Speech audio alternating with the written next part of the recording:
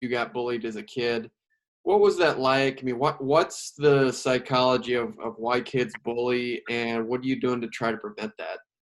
Yeah, so I got bullied my 8th grade year, um, and I actually never thought I'd actually would see people get bullied, physically bullied, and verbally bullied at school, and I thought to myself that would never ever happen to me, you know. And so when I got bullied, it was just like, oh my gosh, like this is. I went into a depression. I was fearful that I was gonna get bullied again, you know, because I mean, I got beat up bad. I was bruised, battered, and bloodied. Um, Guys jumped on top of me and just beat me up, right? And so, I, you know, the psychology there, I was like, I didn't want to go to school. I didn't feel safe, you know. And so, what bullies do is, what they do is they have repeated instances where they're mean, condescending, and rude towards a certain individual, right? So if you get verbally bullied, that's anything that comes out of your mouth, that's a threat or an insult, right? Physical bullying is laying your hands on somebody, inflicting physical harm time and time and again, right? And then social bullying is leaving somebody out of a group activity because you're too cool, or spreading rumors about somebody that isn't necessarily true, right? And then the fourth type of bullying is cyberbullying. Cyberbullying happens on all the social media, you know, Twitter, Facebook, um, Snapchat, Instagram, whatever you have. It can happen there too. So there's four types of bullying, right? So there's verbal bullying, physical bullying, social bullying, and cyberbullying, and those can happen. So and usually when a bully bullies, there's usually something going on with the bully, right? So um, the bully feels like he needs to bully because um, there's there's a sense of power there. They need to have something like that in their life because they can't control anything else, right? And so um, they might have emotional issues or whatever. And so when I got bullied, and I didn't know, you know, I didn't want to go back to school. There's over 160,000 students every day in the United States of America that get bullied and are fearful to go back to school. That's an astronomical number. That's every day. 160,000 students every day get bullied. You know, and that's an astronomical number, man. If you think about it, and bullying incidences lead to other bullying incidences, and it also leads to cutting. It leads to eating disorders. It leads to even, you know, suicide. You know, kids feel so they feel so endangered that there's like there's no solution. So I just want to take my own life. And so, you know, I wanted to step up and talk about this issue because I mean I got bullied, and so I owned a gym. When I moved down to Southern California, I um, end up partnering up with somebody and opening up a gym out here. And at this gym, there was a guy that worked for the Orange County Department of Education, and so he heard my story. And so when he heard my story, he was like, you know, we need you to tell your story. And so I ended up getting a contract with the Orange County Department of Education, and now I'm a anti-bullying activist. I talk to schools here in Orange County, San Bernardino County, LA County about the topics of bullying and my experiences of being bullied and rising above it. And I never thought that me being in 8th grade, that me getting bullied um, would actually point me in the direction where I am now, right? So bullying led me to wrestling. Wrestling led me to MMA. And then MMA led me to, you know, being who I am today, right? The Filipino Wrecking Machine. And, you know, I now I have this anti-bullying campaign, where I help and impact, um, thousands of kids, tens of thousands of kids now, because I've had it for over 10 years now.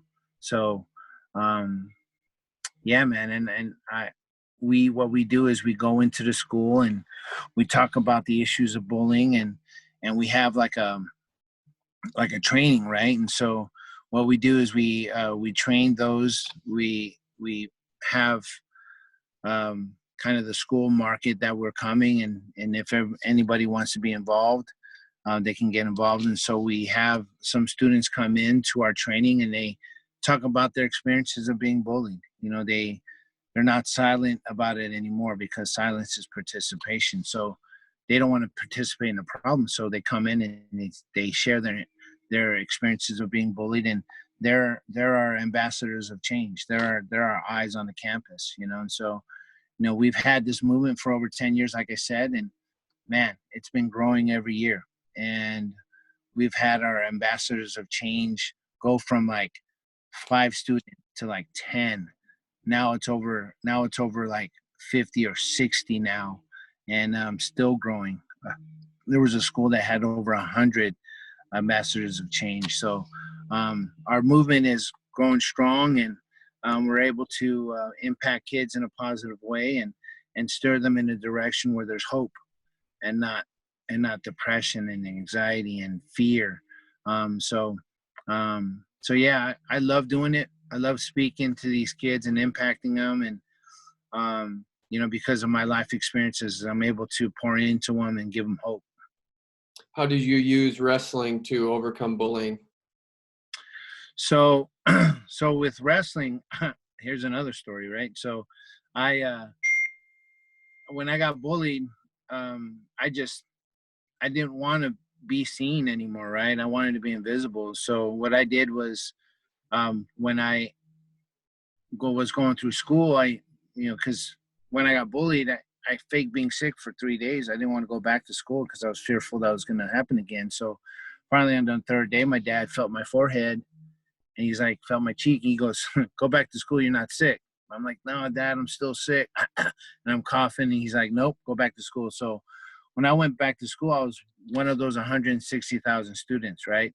I was looking down. I didn't want to look anybody in the eye, because I felt like if I saw somebody in the eye, they saw me, but I wanted to be invisible, right? And so I was looking down and not making eye contact with anybody, and I was just going from class to class, um, just doing what I need to do, right? And so, during lunch period, everyone goes to the quad or like hangs out with their friends. Well, during lunch period, I didn't want to hang out with anybody, so I just went up to a classroom where I knew that was open, where people would hang out. So I went to this classroom, was doing my homework, and uh, and a friend of mine goes, "Hey man, what's up, Munoz? Where you been, man? I miss you, man." And he's like, "Where's your J's at, man?" Because I got bullied from my Jordans, right? I got bullied for my shoes. And he goes, "Where your J's at, man?" I'm like, I didn't feel like wearing them today. And he's like, "Man, if I had some J's, man, I'd wear them every day, man. I'd be like, yeah, look at my J's, man. They're sick, man. Check them out." I'm like, "Man, shut up." In my mind, I'm like, "Shut up, man. You don't know, right?" So finally, he just kept saying that, kept saying it over and over and over again. And finally, I just had this welling feeling, welling emotion in me, and I was just going to explode. And finally, he said it one more time, and I stood up from my desk and I clenched my fist, and I was like looking at him. I was like, "Hey, I didn't feel like wearing my Jays today, man. Calm down, bro." And he's like, "Bro," he's like, "Chill out, man. All I wanted to know where your Jays were at, man. Chill out, right?" And I'm like, "Oh man, I'm sorry. I'm sorry." And I got upset, and then I told him what happened to me, and then he goes, "Oh man, I'm sorry to hear that." And so he put his arm around me. He was a lot shorter than me. He had to go on his tippy toes, right? He put his arm around me. He goes, "Man, I got your back, man. I got your back." And I kind of shrug him off. I said, "No, man, you ain't got my back, man. You're not gonna be around me 24/7. You know, I mean, man, it might happen to me again." And he looks up at me. He goes, "Hey, man, you need to learn how to wrestle."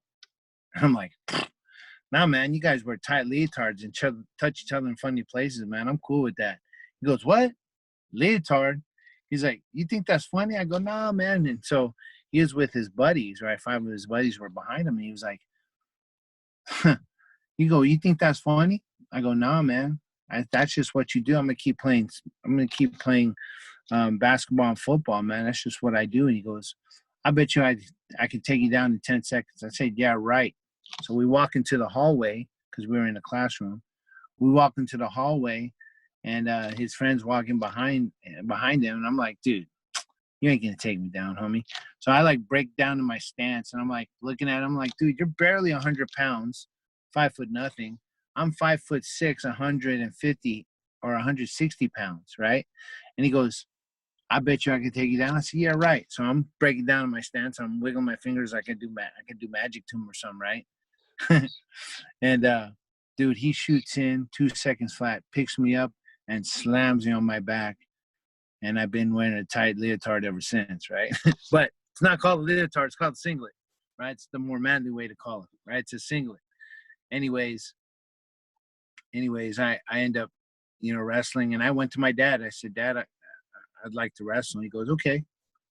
If you wrestle the first day and the last day and every day in between. You don't quit till after the season. Then if you want to move on to something else, we can move on to something else. And I go, okay, all right, sounds good. So I went to the first day of practice, and I don't know anybody else out there, if you're listening to this interview here, if you remember your first day of practice. Well, my first day of practice was not very fun, right? Because, I go in and we're wrestling and we're learning this double leg. And I'm like, oh my gosh, dude, this is the same double leg James hit on me. I can't wait to hit this on him, right? And so we're drilling this double leg, and I'm like having fun, right? All of a sudden, the coach goes, all right, guys, time to go live. I'm like, wait, I am alive. What does that mean?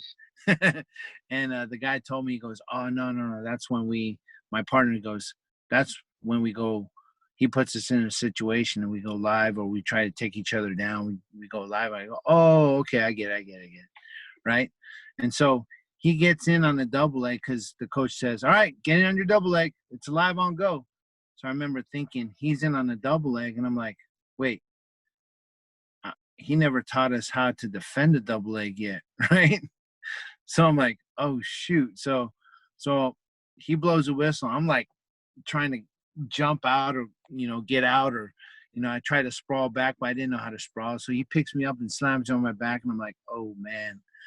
And then I belly out, and he cross faces me and like halves me to my back. And I'm like, I don't know if I want to wrestle anymore, right?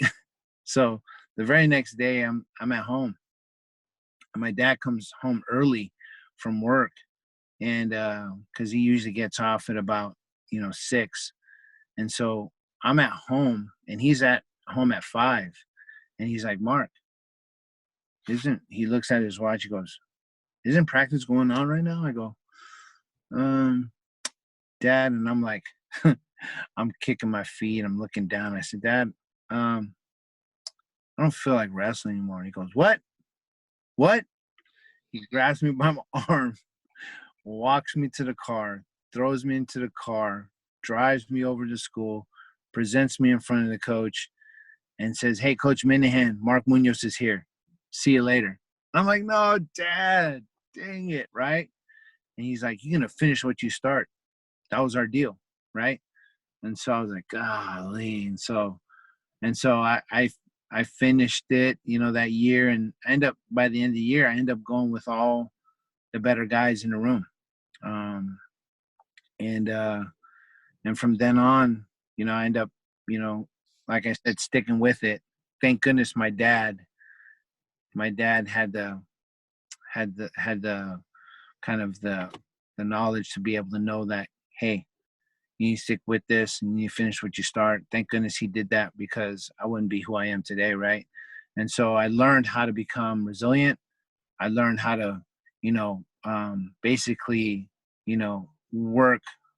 hard work leads to confidence, and confidence leads to results. I mean, that's basically what I learned through the sport of wrestling. And it gave me a sense of of courage, of, confidence, and I was able to stand with my chest high and good posture, and it helped me out big time, against all the bullies or whatever, or helped me out with academically. It just really helped me out, personally and athletically. And so end up winning two state championships and winning the nationals, and I end up getting a full ride to Oklahoma State. And so I'm very thankful for the sport of wrestling, and I'm still involved, highly involved with it now. And every life experience that I've gone through actually leads me to wrestling or bullying or anything that I've gone through, and so I coach MMA athletes today, and I coach wrestlers in my wrestling club, and yeah, and so I'm thankful for all the experiences I've had in my life, and that's what wrestling has taught me, really.